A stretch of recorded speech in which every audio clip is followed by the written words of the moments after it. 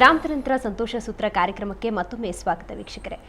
ಗುರುಜಿ, ಕನಸು ಮತ್ತು ಮನಸ್ಸು, ಕನಸು ಮತ್ತು ಏಕಾಗ್ರತೆ ಏನಿದು ಅಂತ ಬಹಳ ಗಂಭೀರವಾದ ಪ್ರಶ್ನೆ ಕೇಳಿದ್ರಿ. ಯಾಕೆಂತಂದರೆ ಕನಸು ಮತ್ತು ಮನಸ್ಸು ಈ ನಾನು ಆಗ್ಲಿಂದ ಹೇಳ್ತಾ ಬಂದಲ್ಲ, ಇದು ಮನಸ್ಸಿನೊಳಗೆ ಕಾಣ್ಬೋದಂತ ಒಂದು ವ್ಯಾಪಾರ. ಇನ್ನೊಂದು ಪ್ರಶ್ನೆ ಕೇಳಿದ್ರಿ, ಕನಸು ಮತ್ತು ಏಕಾಗ್ರತೆ ನಾವು ಬೇಕು, ಏಕಾಗ್ರತೆ ಕಾನ್ಸಂಟ್ರೇಷನ್ ಬೇಕು ಅಂತ ಗಂಭೀರವಾಗಿ ಇದ್ದುಕೊಂಡು ಮಾಡ್ತಕ್ಕಂಥದ್ದು ಒಂದು. ಇದರೊಳಗೆ ನಮ್ಮ ಎಚ್ಚರಿಕೆ ಇರುತ್ತೆ, ಬುದ್ಧಿಯು ನಮ್ಮ ಹಿಡಿತದಲ್ಲಿರುತ್ತೆ. ಬುದ್ಧಿಯನ್ನು ನಾವಾಗಿಯೇ ಹಿಡಿದಿಟ್ಕೊಂಡು ಮನಸ್ಸನ್ನ ಬಿಡುವಂಥದ್ದು ಫ್ರೀಯಾಗಿ, ಆಯಿತಾ? ಇದು ಒಂದು ಭಾಗ. ಆಮೇಲೆ ಹಿಪ್ನೋಟಿಸಮ್ ಅಂತ ಒಂದಿದೆ, ವಶೀಕರಣ ಮಾಡ್ತಕ್ಕಂಥದ್ದು.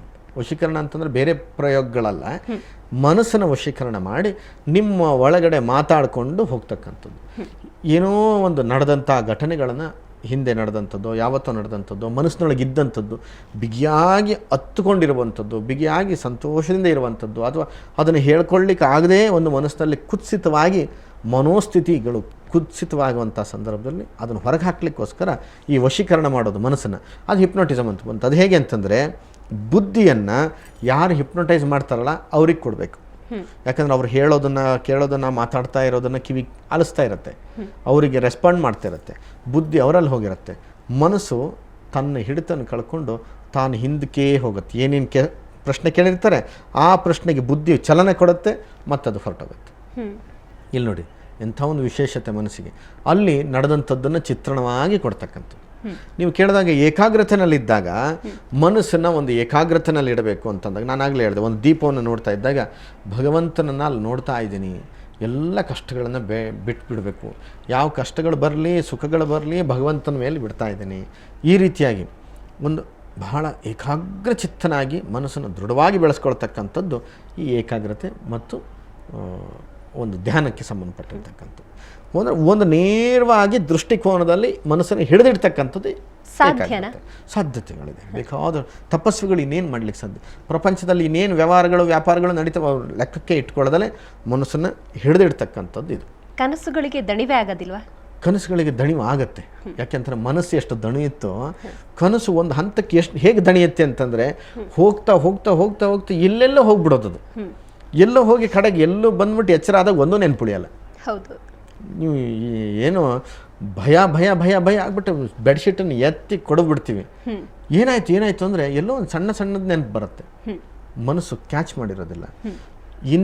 ಇಂದ್ರಿಯಾರ್ಥ ಸನ್ನಿಕರ್ಷ ಆದರೆ ಮಾತ್ರ ಜ್ಞಾನೋತ್ಪತ್ತಿ ಅಂತಾಗತ್ತೆ. ನೀವು ಕಂಡಿರ್ತಕ್ಕಂಥ ಕನಸು ಮನಸ್ಸೆಂಬ ಇಂದ್ರಿಯದೊಳಗೆ ಇರುತ್ತಲ್ಲ, ಚಾಕ್ಷುಷ ಅನ್ನುವಂಥದ್ದು ಇಂದ್ರಿಯಗಳು ಒಳ ಕಣ್ಣಿನಲ್ಲಿ ಕಂಡು ಮನಸ್ಸಿನಲ್ಲಿ ಕಂಡು ಅದು ಜ್ಞಾನಕ್ಕೆ ಹೋಗಿ ನಿಂತ್ಕೊಂತು ಅಂದರೆ ಎಷ್ಟು ವರ್ಷಗಳಾದರೂ ಆ ಕನಸಲ್ಲಿ ಕಂಡಿರ್ತಕ್ಕಂಥ ಜ್ಞಾನೋತ್ಪತ್ತಿನಲ್ಲಿ ಇರುತ್ತೆ. ಆದರೆ ಮನಸ್ಸಿಗೆ ಒಂದು ಶಕ್ತಿ ಇದೆ, ಅನುರೂಪಿಯಾಗಿರ್ತಕ್ಕಂಥ ಮನಸ್ಸು.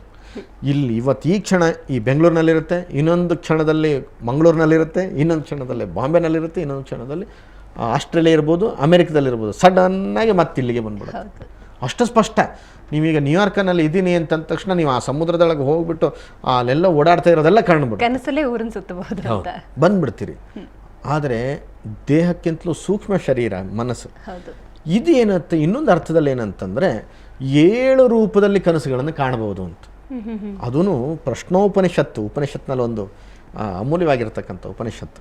ಅದು ಏನು ಹೇಳುತ್ತೆ ಅಂತಂದರೆ, ಅತ್ರೈವ ದೇವಃ ಸ್ವಪ್ನೇ ಮಹಿಮಾನಮನುಭವತಿ ಯದೃಷ್ಟಂ ದೃಷ್ಟಮನು ಪಶ್ಯತಿ ಶ್ರುತಂ ಮೇಮಾರ್ಥಮನುಶೃಣೋತಿ ದೇಶ ದಿಗಂತರೈಶ್ಚ ಪ್ರತ್ಯನುರೂಪಂ ಪುನಃ ಪ್ರತ್ಯಕ್ಷವದ್ಭವತಿ ಸ್ಫುರತೀವ ಚಾಂತಃ ಸ್ವಪ್ನಸ್ಯ ತಸ್ಯ ನಿಯಮಾತ್ ಸದಸತ್ಫಲಾಪ್ತಿ ಸ್ವಪ್ನಾಃ ಶುಭ ಅಶುಭ ಫಲಾಃ ಕಥಿತ ನರಣಾಂ ಉದ್ದೇಶ ಮಾತ್ರಮಿಹ ತಾನಪಿ ವರ್ಣಯಾಣಿ ಅಂತ ಎಷ್ಟು ಸ್ಪಷ್ಟವಾಗಿ ಹೇಳ್ತು ನೋಡಿ.